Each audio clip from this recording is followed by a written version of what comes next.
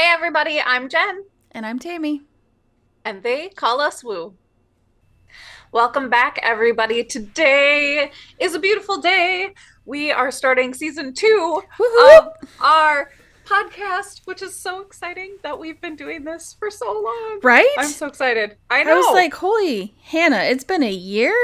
That's Yeah, weird, but I awesome. know. And I I have know. not shut up yet, and neither have you, so I think we're good at this.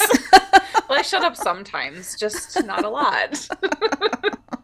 But today, so there has been so much movement and so much change going on since we did our goal podcast, Mm-hmm. um, talking about the things that we want to bring into our lives and the things that we're releasing. And I, for one, have had so many things happen, and I know Tammy has had so many things happen as well. But the other Yes. day, I had this beautiful experience where I started to recognize the stories that I was telling, the stories that I had been telling about other people, and the stories that I was telling about myself. Mm-hmm. And sometimes when we create these stories, when we say, this person has this specific thing going on, or this person has done this specific thing, it creates a label for ourselves. Like we play a role in every story that we create, we play a role in every single story that's going on around us.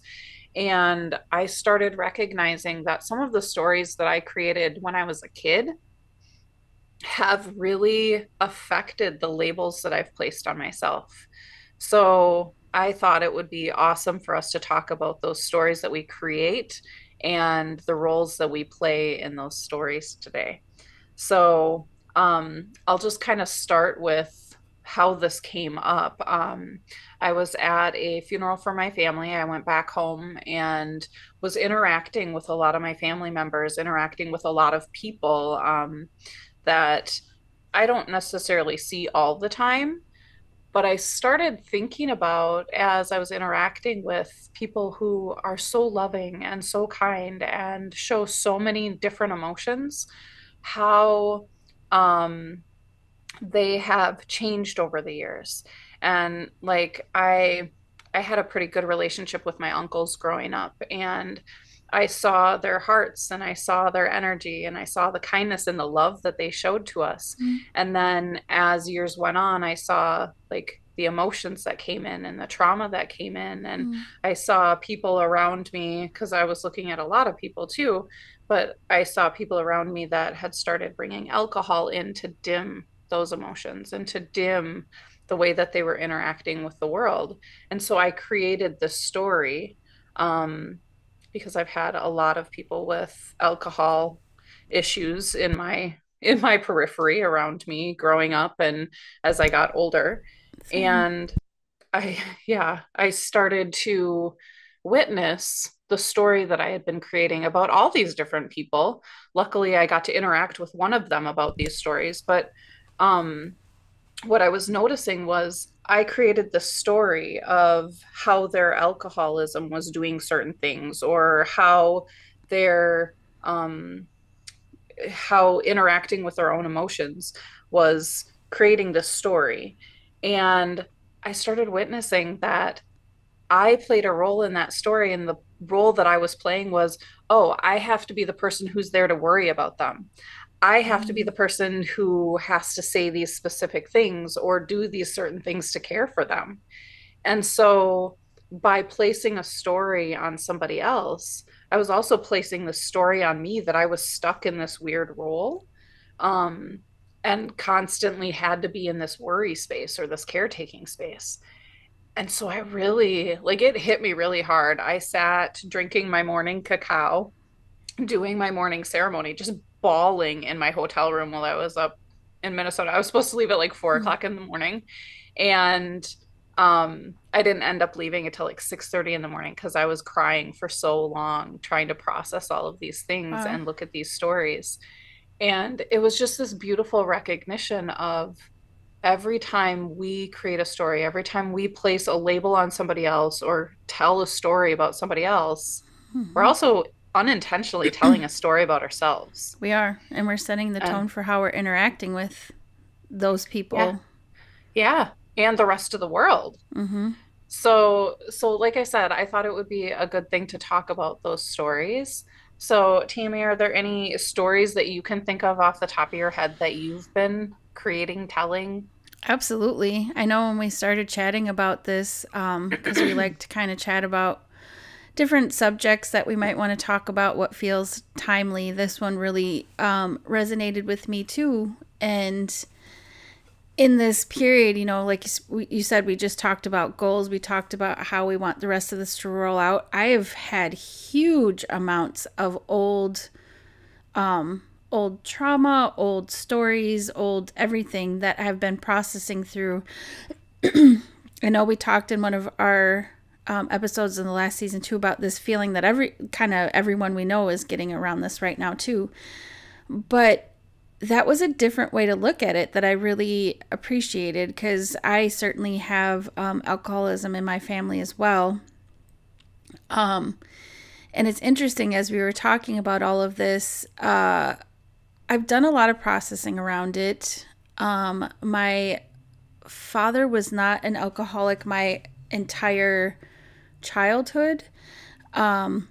But there was a specific period of time where our family went through a pretty massive upheaval. And then after that, alcohol became a pretty constant pattern. And of course, when you're younger, this was like my preteen years that this started happening. Of course, when you're younger, you don't always know how to process it. You don't always understand it.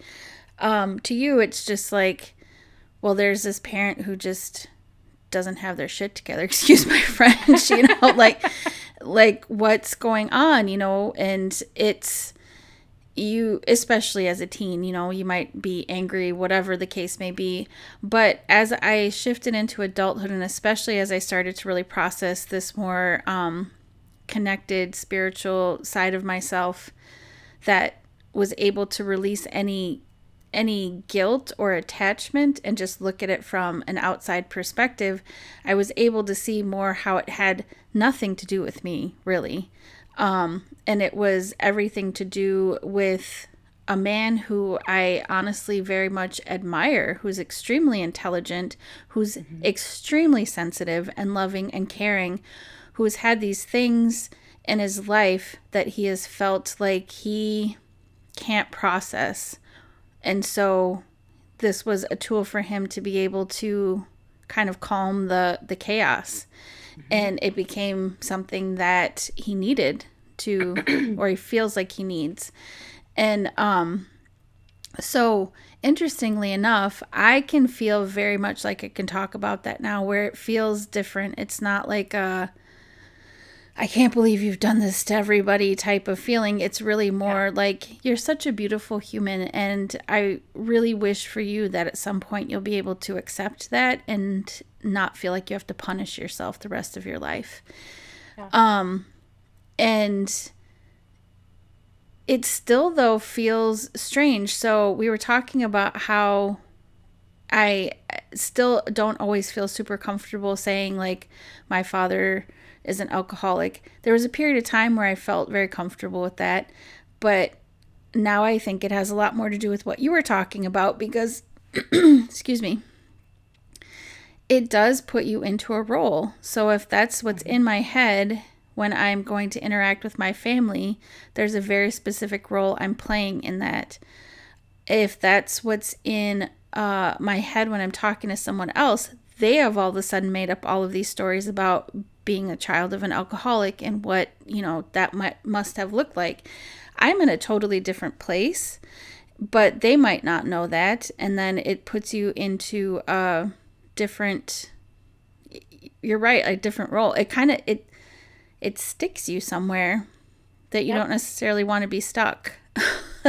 And for me, in order to be able to release all of the emotions surrounding that, in order to be able to be happy, to allow him to have his own autonomy, make his own choices, and know that he is still loved regardless, I might have hopes and dreams for him that he may or may not ever, live out in this lifetime.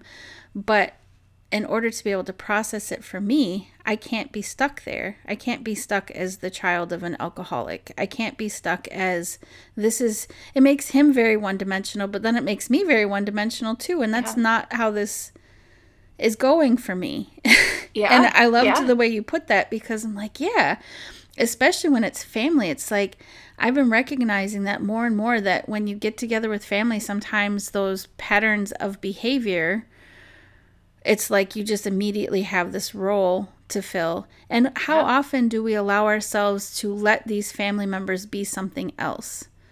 How often do we let them, like, how are we stopping their growth by saying, well, this is just what you are and this is the role we all play, and then it's all very robotic, and who's to say they can't be something different, but now they don't Yeah. feel like they can be something different.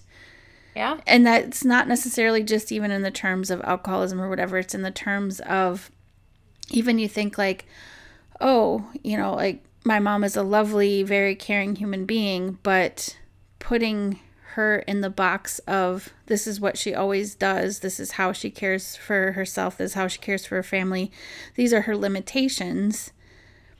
I'm potentially stopping some of the energy going to her Mm-hmm. because we're speaking that into the universe, and the universe is saying, okay, this must be the truth about this person. Mm-hmm. Like, even if you're not saying that directly to that person, you are still speaking it out in ways or thinking it in ways that, the universe is going to respond like, okay, this is the way these people Yeah. want this to go. Okay, cool. Yeah. Well, and the other piece of that is that everybody has a different perspective of themselves. And so we're not privy to that information all the time. So one Mm-hmm. of the things that like I said, I had the opportunity to have a conversation with one of the people around my story that I'd been telling. And I said to him, what do you want your story to be? Like, what do you want me to think of when I think of you? What do you want the story to be? I want to hear your story. I want to hear your side of the story because that helps me to change my perspective and that helps me to see a different aspect of that story. And I think so many times we get something in our head and we think, we meet somebody the first time and we have this view of them and we've been told certain things about them and we create this story in our head. This is who this person is, this is what they are. And then as time goes on, you start to see different parts of them and you start to Mm-hmm. hear different stories and you go, wait a second, that doesn't fit my narrative at all. That doesn't fit the story. Like I'll use I had a client when I was working doing massage in a senior building years and years and years ago, and she was a little bit of aggressive and a little bit blunt at times. And there were days that I was like, oh my gosh, this is just a little bit much. Like, because she would get a little bit aggressive. And I mean, she was 93 years old. And I didn't get the opportunity to go to a lot of my clients' funerals because I wouldn't get notified a lot of the time right away. And for whatever reason, her family thought to notify me so that in time that I could make it to the funeral. And I went to the funeral and like she was a beautiful human being. She was a little bit rough around the edges. But I went to the funeral and I got to hear the stories of people that knew her for years and years and years and years and years. And I found out that she did all this humanitarian work. She traveled around the world and did all of these beautiful things that she never once talked about. And it wasn't even in my story around her at all. Like I had no idea the things that she had done and the places she had been. Like we had conversations about different things that she did, but I had no idea because I never asked her to tell me the rest of her story. So I had created this environment for her to continue giving me that same aggressive, blunt Mm-hmm. story. And I was a willing participant in that. I was the person who was meant to receive that. I was the person who was meant to help her with certain things. And because that was the story I created, I never got to see the rest of the story. I never got to be witness to these beautiful experiences that she had throughout her life. And that actually really opened up my mind years ago to whenever somebody was in my in my view, um and I was like, I just don't know if I can handle the negativity or the whatever. I would start looking for something else that I didn't know. Like, I started asking some of my older clients who were just a little bit agitated as they got older. I would start asking them questions about their childhood. I would start asking them questions about, like, growing up. What did they do in their 20s? And they would start telling all of these different stories. And it reframed things for me so that I didn't have to be stuck in the label that I was labeling myself with, and they didn't have to be stuck in the story that I had created based on what I was seeing from this specific spot in their life. And so I think so many times we don't take the time to look at the other pieces of the story. There's a different narrator depending on who's telling the Mm-hmm. story. Like, there's a different story there. And I mean, looking at, like, my ex-husband was an alcoholic as well. And so I spent a lot of our marriage dealing with, like, the caretaking and the worry and all of those things, the same things I was just talking about. And so I have created an environment where that's part of my story. Mm-hmm. And I recognize that even now, like, when I talk to my ex, I still have those same worries and concerns when I hear my ex talk about alcohol, because that's the narrative. That's the story that I've been telling. I'm supposed to be the one who worries. I'm supposed to be the one who says, are you sure you want to keep doing that? Even Mm-hmm. if it's not an issue anymore. Like, that's the story. And so taking a few steps back and going, okay, I'm going to look at I'm going to look at this story from a different perspective. Mm-hmm. Like, things are different now. Like, what is the story that I'm meant to be hearing from this person at this time? What is the story that started this person's life? What is the story Mm-hmm. that continued? And when you can take in the different pieces, it allows you to change your label. Yeah. Yeah. I encountered that a lot with my husband. I know I've spoken a little bit about this before, but he since we've been together, the person now is a much different person than the person I married in a really good way. Because there's a lot of things that he processed during the years that we have been together. Real hard stuff that he processed. I mean, I have an immense amount of appreciation, and I don't think he thinks he's as strong as he really is. This is gonna make me a little emotional. He's a very strong person. He processed and ended years of cycles of abuse, and that's really beautiful. But the interesting part of this whole stories thing, as you were talking, like that was a lot like what I had to do when he was changing, because I had seen these old patterns for so long that they'd become ingrained in me, that was, just assuming what the next step was going to be, what his responses to things were going to be, whatever. And I really had to try to change my stories, because that's not fair for someone to go through all that work and just continue to look at them the same way that I always have. Yeah. And that's not even, the stories of, we're talking about some heavier things with, alcoholism and stuff like that. But this is a whole different thing where it's like, it wasn't that he was doing anything bad or terrible or negative before. It was, I mean, maybe towards himself, but not necessarily that he was doing harmful things towards us. It was more like, why would I continue to just say that this is the way that it's always going to be, when he's trying so hard to be different? And in his being different, he's gotten so much closer to who he really is. Like, he could have been stuck spinning his wheels forever in this, like, kind of dulled down world, dulled down robotic world that he lived in for so long. And now, like, all of these wonderful pieces of him that I get to enjoy with him, I wouldn't have gotten to enjoy if I still thought that this was the way it always needed to be, or this is just the way it's always going to go. Yeah. So I had to look really hard at the stories I was telling myself about how this all looked in our relationship. And again, kind of like the caretaker piece of it, you know, I don't think any of us, when we really think hard, want to be caretakers for our partners in the Yeah. sense of emotional, stuff like Yeah. that. I think most of us probably really enjoy having what feels like a supportive partnership where you can each pick up pieces for each other when needed. But we still fall into those roles anyway. So I had to look at the stories about him. I had to look at the stories about myself and how I behave with him.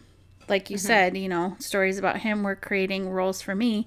And, I it wouldn't have made any sense to take away his power or to make him seem like a child Hmm. or to not let our relationship evolve as he became more of this man that he always knew that he was, this man that he wants to put out there into the world.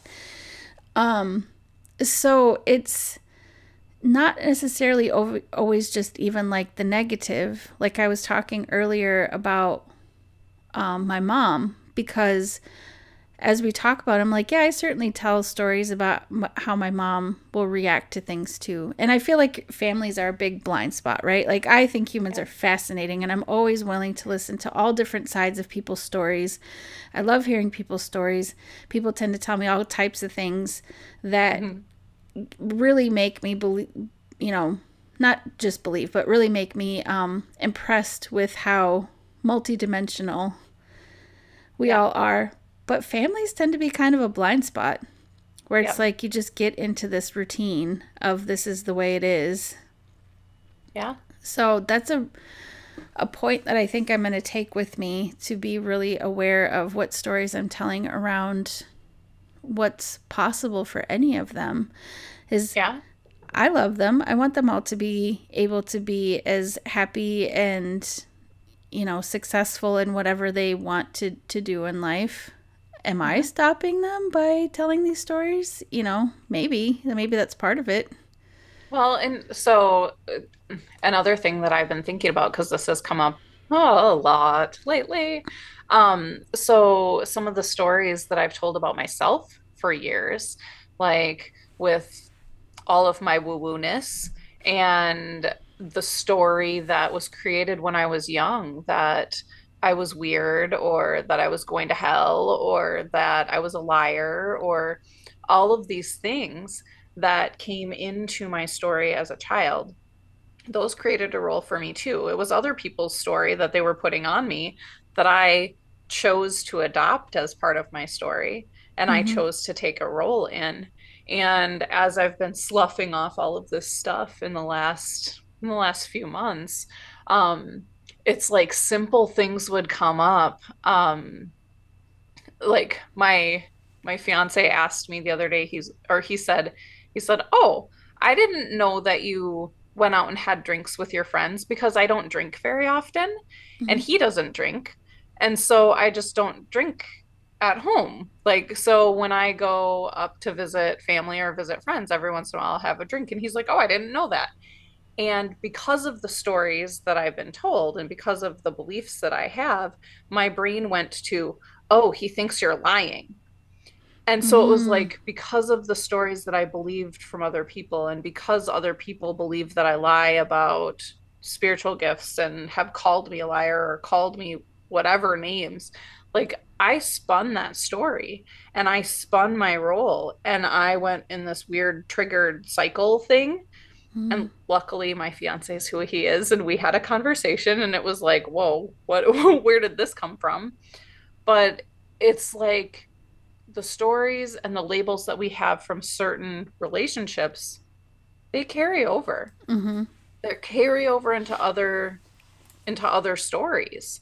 And so if you're accepting any piece of those labels or any part of those stories for yourself, you're going to carry that over, and it's Mm-hmm. going to create new triggers.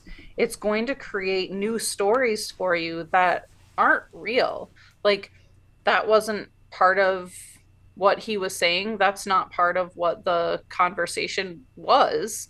Mm-hmm. But because of the stories that I have around alcohol and the stories that I have around people thinking that I'm not telling the truth, and all those stories came together in this one lovely little bundle to show me, hey, you're doing it again. You're telling another story. You're allowing yourself to take on these roles.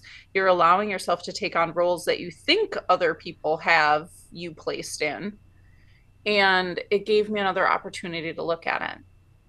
And it's truly just allowing yourself to look at these opportunities to grow in your experience. Mm-hmm. And I think so many times we get triggered and we just go through the cycle and we don't actually look at it, and we don't um, dig deeper into what the role is that we're playing in our own story. And we just allow it to sit there and we don't Mm-hmm. allow it to heal. Mm-hmm. And I'm a firm believer that everything comes up so that we can heal it. I mean, not everything is as big of a deal as we think it is, but when we're making it into this huge big deal, it becomes a bigger deal. Mm-hmm. And so it's just an opportunity, a call for us to look at it and to love ourselves through it.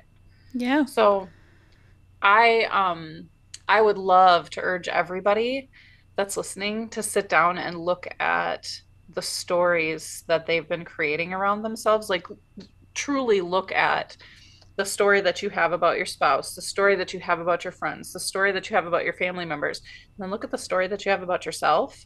Because as I've been doing that work over the last few weeks, I'm like, holy crap. Like, seriously, I didn't realize how many of those stories were interwoven. Mm-hmm.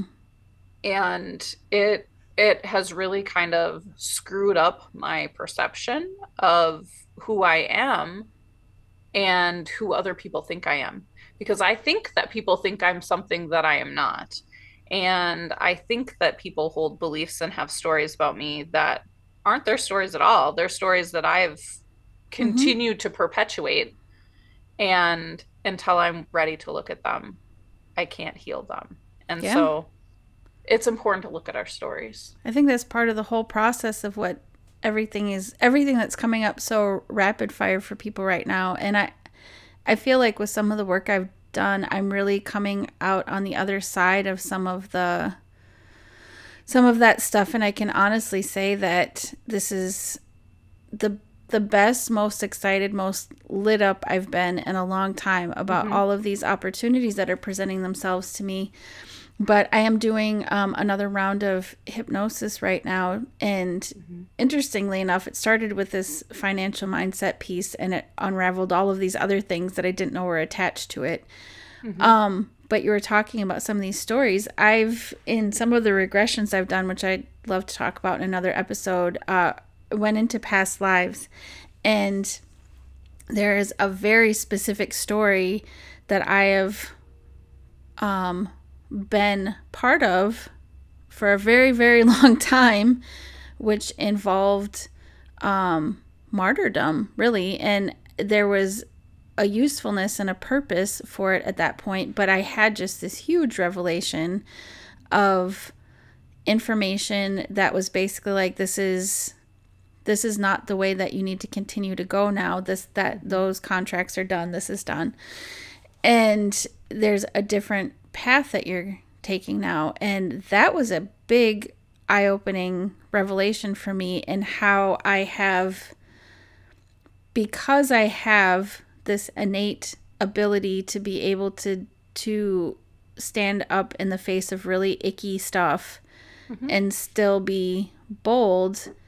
I've continued to do this even in situations that don't necessarily need that, or put myself out to a point where I am not taking care of myself the way I should be, or put myself out there for people who that's not what we were supposed to be doing together, or Yeah. creating these, like, this whole world around this feeling of that being necessary, which also then seeps into like when I was talking about the relationships and stuff like that, you know. Um, who actually asked me to be the caregiver?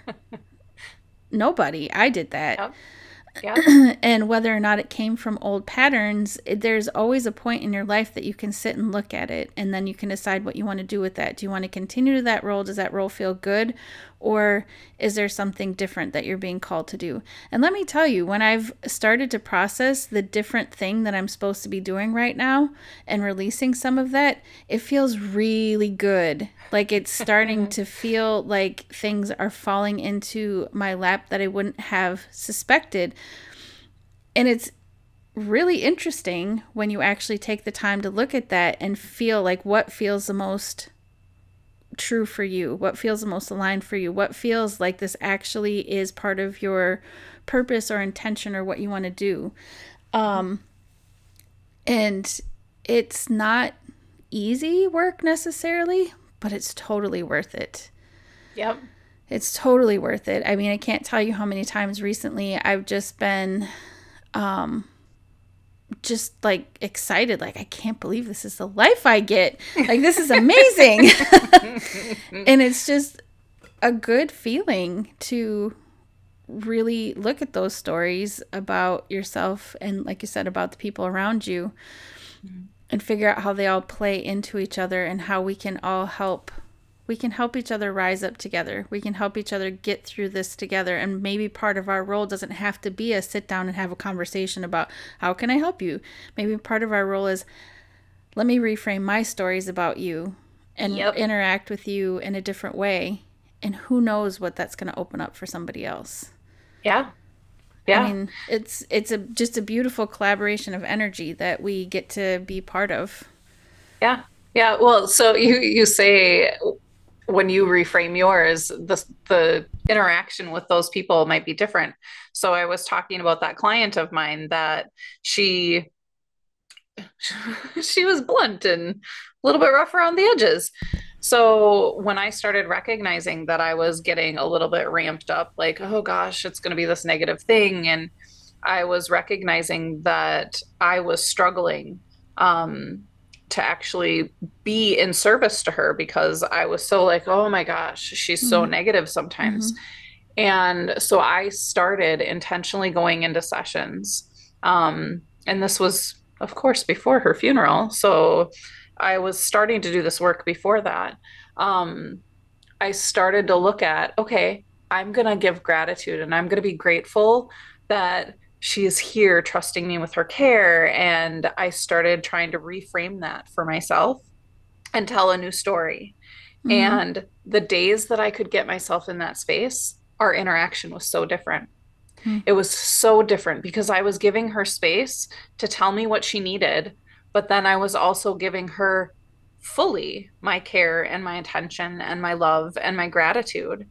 And it did completely change the interaction. Mm-hmm. So, like, part of that interaction was me allowing the situation for aggressiveness and negativity and whatever. Like, that was part of my story too. It Mm-hmm. was like, oh gosh, this is the way it's going to go. And I started creating that. And so when I changed that and said, this is the way it's going to go, I'm going to be grateful. No matter what comes out of her mouth, no matter what has happened, no matter what negativity is there, I'm going to love her through that. I'm going to stand in this space. And it was so much better. And then add on top of it, like all the stories that I heard at her funeral and this beauty and like the woman that she was that I didn't know because I didn't allow that story into my Mm-hmm. vision. So it really is part of it is the way that you're interacting with the story. And Mm-hmm. you can just by changing your mindset, you can change how you're witnessing things. And it might not make it 100% better, but if you're witnessing the good pieces of it, you're keeping your own peace. You're standing in Mm-hmm. your own energy and you're creating something different. Yeah.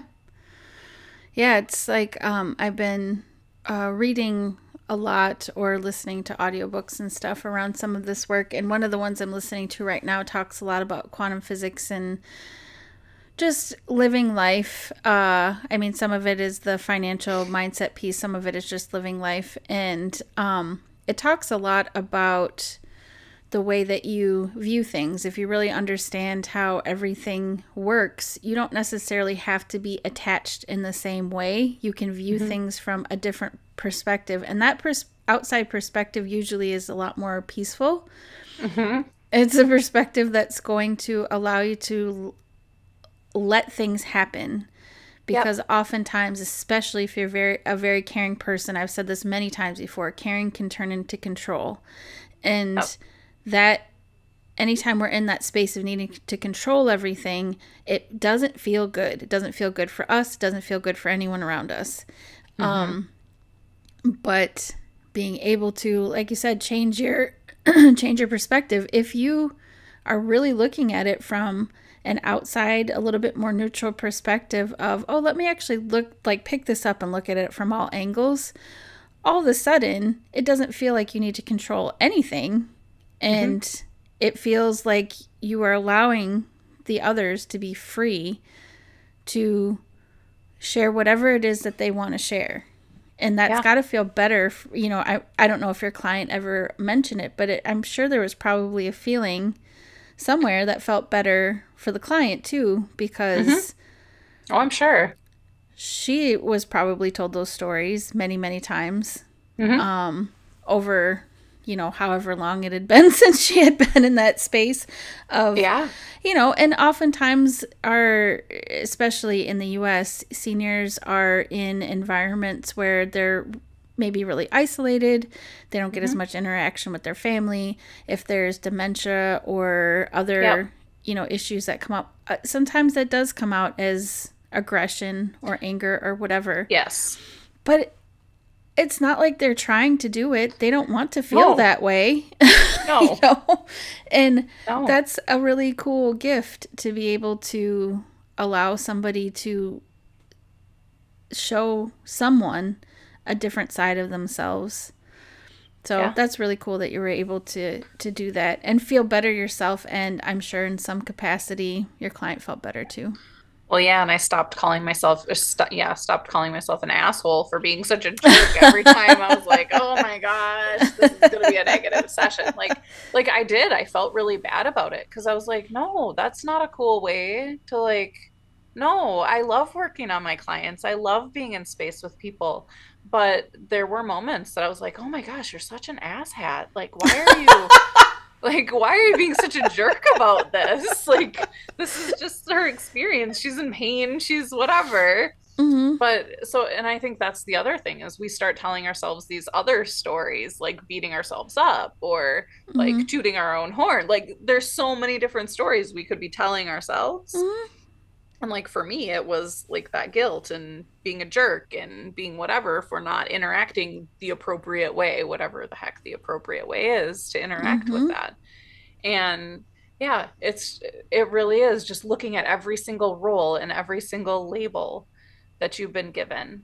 Yeah. And there was a book that I read a long time ago, and I wish I could remember what the book is. I know it was an author that was local to Minnesota, and I was reading her book, and in there she talks about releasing all of the labels that you've placed on yourself, sitting down and actually looking at every single label that you put on yourself and just allowing yourself to start over.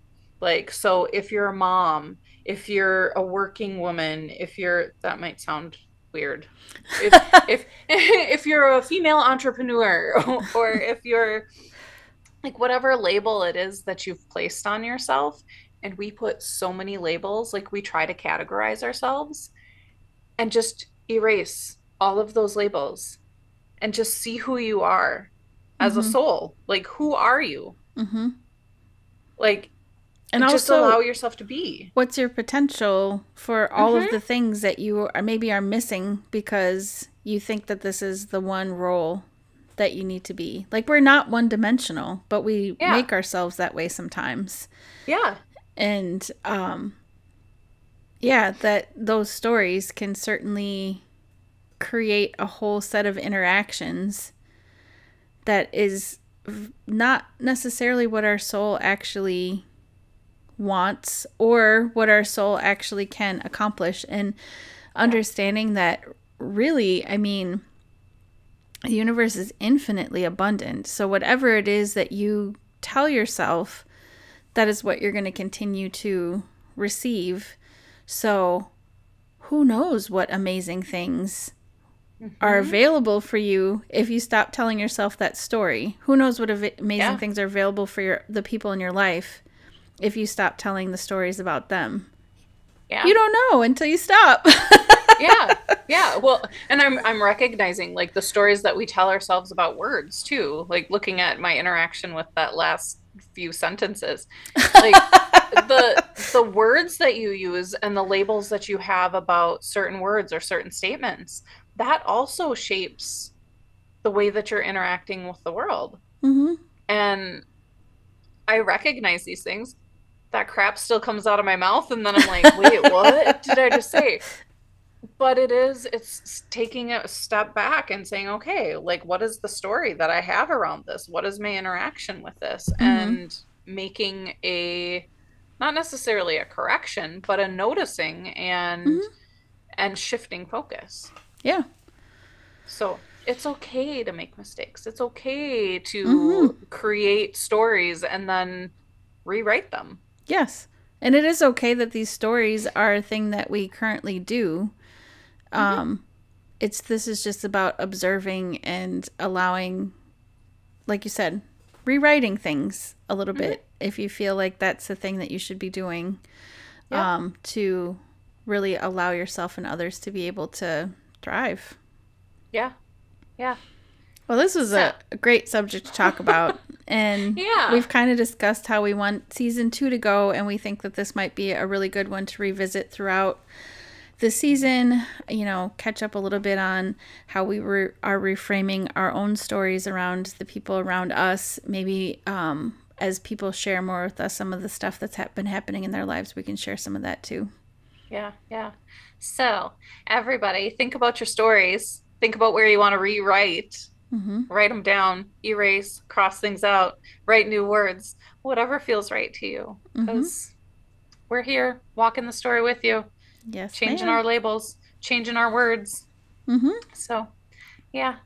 Well, thank you so much for joining us. Yes. Those of us who have, or those of you who have just started listening to us, and those that have been listening since the beginning, thank you for hanging out with us so much. We love it. Yeah. And we're excited for season 2. Yes. Hope everybody has an awesome week. We'll see you next week. Bye, everyone. If you want more woo, please feel free to check the links in the description. Of course, we love hearing from you, so keep letting us know all of your lovely ideas. Have a beautiful day, our wonderful woo mates.